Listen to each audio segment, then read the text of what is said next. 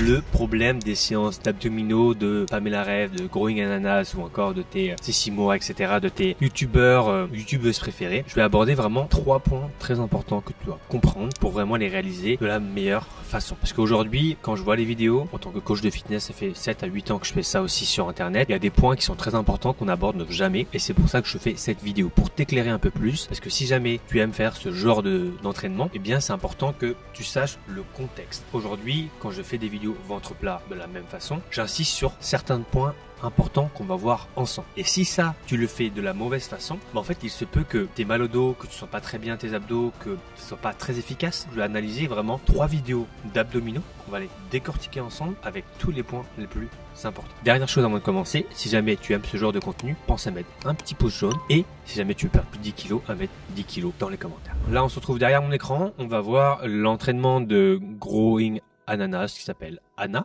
D'accord? On va regarder ensemble son entraînement et je vais faire des petits commentaires sur pas mal de choses importantes. Donc là, on peut voir qu'elle a tendance à super bien engager ses abdominaux. Là, on peut le voir qu'elle pousse vraiment, qu'ils sont ultra engagés. Et ça, c'est un niveau d'expertise qui est assez élevé pour faire ça. Là, c'est pareil. On peut voir que son buste s'avance comme ça.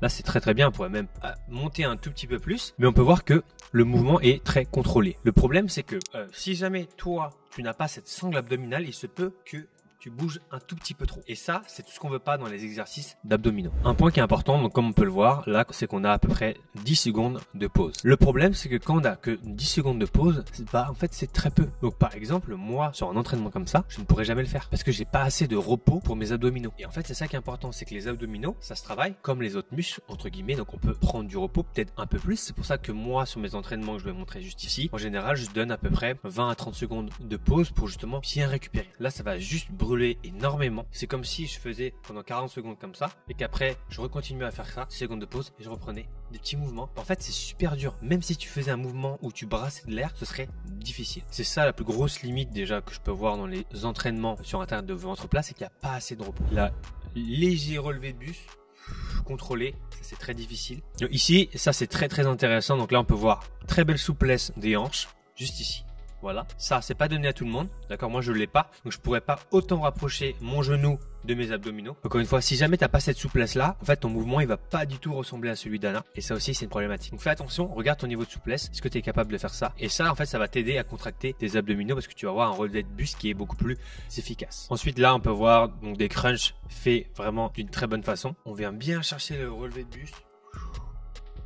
Et on relâche. Vous pouvez m'envoyer vos vidéos de mouvement d'ailleurs, n'hésitez pas sur Instagram, vous pouvez me taguer, puis je pourrais vous dire si jamais vous les faites correctement ou pas. Ensuite, deuxième vidéo, on se retrouve pour l'analyse de Pamela. Donc Pamela qui est une des plus connues il me semble. Pamela qui a un physique incroyable. Donc là, comme on peut voir, belle sangle abdominale. Voilà, c'est gainé, c'est contrôlé, elle a l'habitude, ça se voit. Les hanches, très belle souplesse, on peut voir que c'est facile pour elle de monter les jambes. Elle relève bien son buste, c'est beau. Donc belle souplesse ici, c'est quelque chose de pas facile à faire. Donc là, je dirais que celui de Anna, il était dur, mais celui de Pamela, il est encore plus dur parce que là, il n'y a même pas de pause. Donc on peut voir que pour elle, c'est très très facile. Et en fait, la problématique, c'est que la plupart du temps, les gens, ils vont vraiment mettre des à-coups, alors que là, on peut voir que tout est en contrôle. Donc si jamais toi, tu fais des abdominaux, essaye d'avoir à peu près la même forme, bien contrôlée.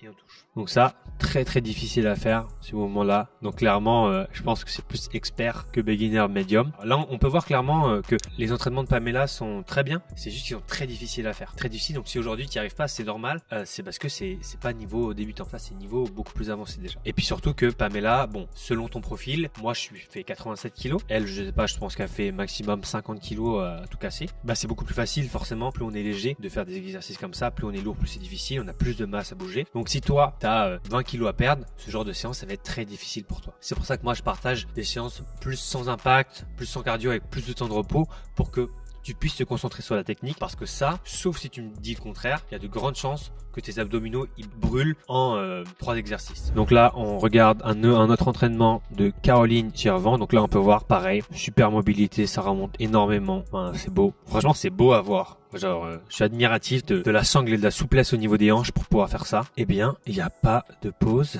Non, c'est 45 secondes, ça enchaîne. Donc là, c'est un tout petit peu difficile pour elle au niveau de la souplesse des hanches. C'est juste ici qui du coup l'empêche de bien remonter facilement. Sur le bilan de ces 3 vidéos, la plupart de ces séances sont trop difficiles et il manque de temps de repos. Sauf si jamais toi, tu arrives vraiment à le faire et que t'es pas de problème, très bien pour toi. Mais sinon, pour la majorité des gens, je pense que c'est beaucoup trop difficile parce que les temps de repos sont beaucoup trop courts. Ce sont des personnes de niveau expert avec vraiment une belle sangle abdominale qui arrive vraiment à contrôler énormément les mouvements. Donc si jamais c'est pas ton cas, c'est normal, il n'y a pas de problème, d'accord? Mais c'est important que tu vois tous ces petits détails que peut-être que tu n'avais pas vu auparavant. Et ensuite, en dernier point, on peut voir que le contrôle de la posture est vraiment parfait, c'est contrôlé. Si tu as une question à me poser quelconque, tu veux que j'analyse tes mouvements, tu me tags en story sur Instagram sans aucun problème. Si jamais